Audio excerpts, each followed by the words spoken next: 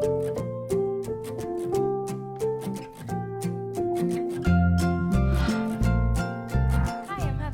back to Sunshine Hollow. Today, with everything that's going on in the world, I thought I'd just break down how Mitch and I are staying healthy during the COVID-19. And we try to take health into our own hands as much as possible. I've completed an herbal apprenticeship with Heartstone Center for Earth Essentials a couple summers ago. So I'm on my path to herbalism and learning all about how to heal with plants. So I thoroughly believe that COVID-19 and any other virus can be something that is easier to protect yourself from than it is to cure. So we just thoroughly stand by food is medicine and putting really good food in your body, food grown from somewhere that you trust. So the first way we are protecting ourselves is just spending a ton of time outside, whether it be actually hiking in the woods and breathing that like super clean, fresh, crisp air, which feels so good in your lungs to begin with, or just working really hard and staying outside and keeping our minds busy, because when you have a lot of time to just sit on your phone, you definitely find yourself clicking on links that just aren't good for your health. Also, we're just trying not to stress. Stress can definitely depress your immune system, and it's just better in these times to keep a smile on your face and try and support other people keeping smiles on their faces. And I'm also taking this tincture. I made it last summer, I think, or 2 summers ago. It has turkey tail mushroom and bone set. In no way am I a doctor or am I prescribing this. I can't do that. But this is just something that I use personally and Mitch uses to keep our immune health up. I also have been drinking reishi mushroom tea, reishi and I think orange zest. It's really tasty, as well as they both have immune boosting properties and so many other crazy properties. If you haven't looked into mushroom medicine, you definitely should. We're also taking a ton of eggs in our bodies.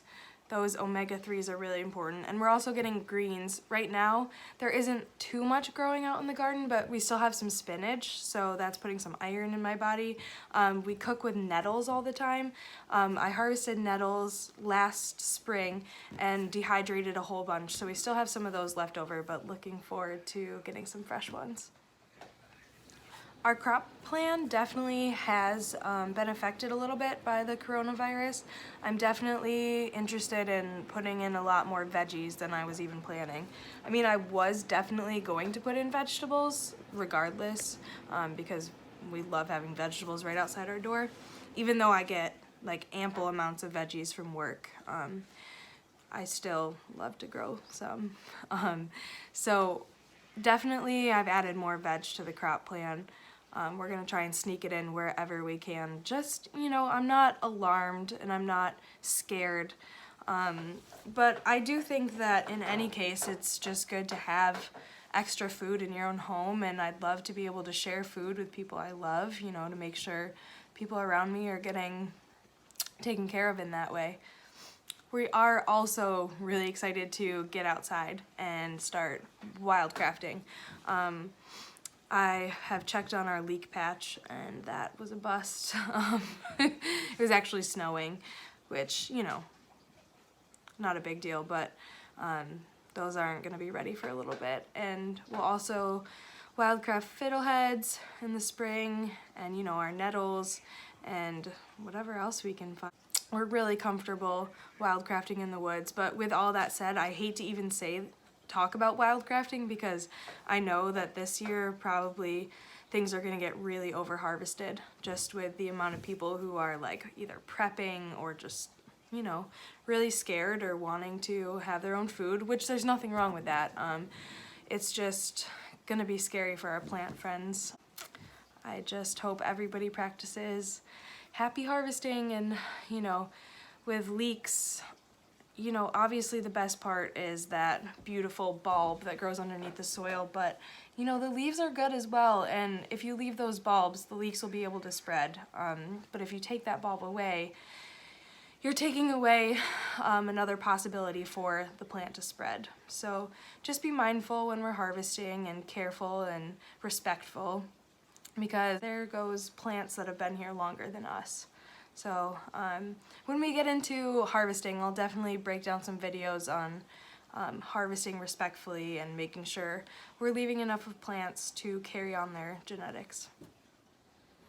Also, I forgot to show you earlier, but I've also been taking this white pine and rosehip tincture that I made a couple years ago also. So both white pine and rosehips have vitamin C in them, so you know, you can obviously eat oranges and drink orange juice, but this is a little special because I really intentionally harvested both the rosehips and the white pine, and I boiled them down and made this tincture. And it honestly tastes so sweet and so good. It's just like a little hint of the forest. And I often take this all winter just because, you know, getting a little more vitamin C in my body is never a bad thing. Stay healthy. We are in the process of making some bone broth. You can see our awesome double oven here. Only the top works. We've got some beef bones and garlic. Mitch says they're getting a good sear on them to go in the broth. We get the bones from a local farmer who owns a company called Sweetgrass Meats. He grows out lots of different livestock, like more livestock than I could ever imagine having at once. But the quality of his meat is just like no other. And he has this cute little store that opens. Oh, Mitch is giving me a pack. This is what his packaging looks like. Sweetgrass Meats. I think this is, oh yeah, this is our ground mutton. We go up there maybe once a month, probably a little less because we stock up when we go there, but it's just so fun. He has this cute little shop and we always see like everyone we know when we're there. It's so fun. Also, to stay healthy, and you know, there really isn't bread in the store. Mitch has been really into making bread, which is a huge bonus for me. He doesn't want to be on camera, but we use sugar in the raw, and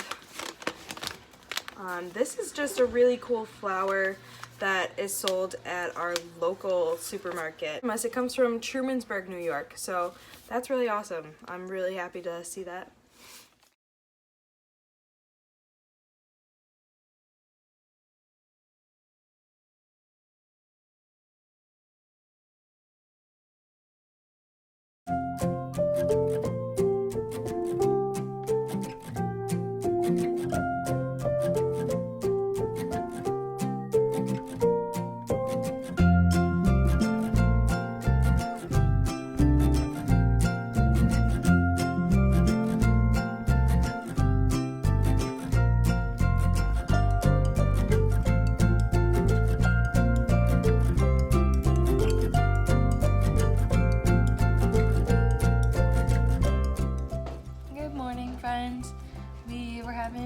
Too much fun last night, and I totally forgot to end the video and talk about a few things that I forgot to talk about.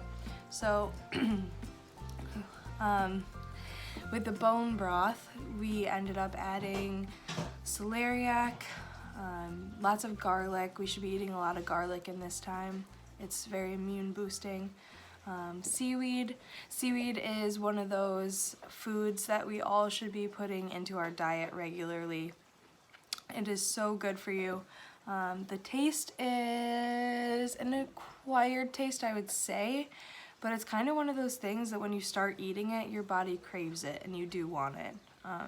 So we also added thyme and onion and bay leaves and the bones themselves and some of the meat off the bones, but we did end up eating a little bit of that because it was really yummy. So that's how we finished off that bone. And then I also just wanted to show you the mushroom powder that I take. I was introduced to cordyceps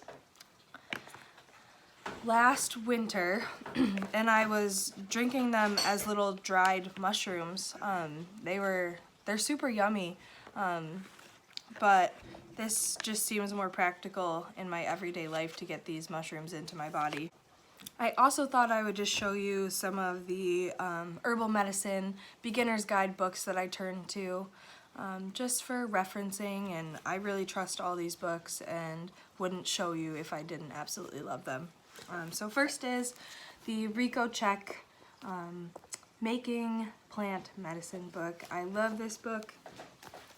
There's a lot of herbs in here, and each one has a small description under it, and just talking about how you would use it in cooking a little bit, how you would make a tincture, an extract, or an oil from it, some of the contraindications, and dosage. This is just a good book to break down some of those highlighted medicines that you can find around you. This is my first book that I ever bought on herbal medicine. It's actually written by a friend of a friend.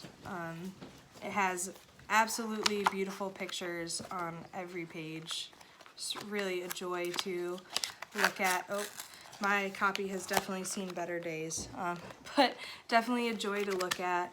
It's not like an extensive herbal book, but it's so practical for the basics, and it just has some of the native plants that we're gonna find around here in the Northeast.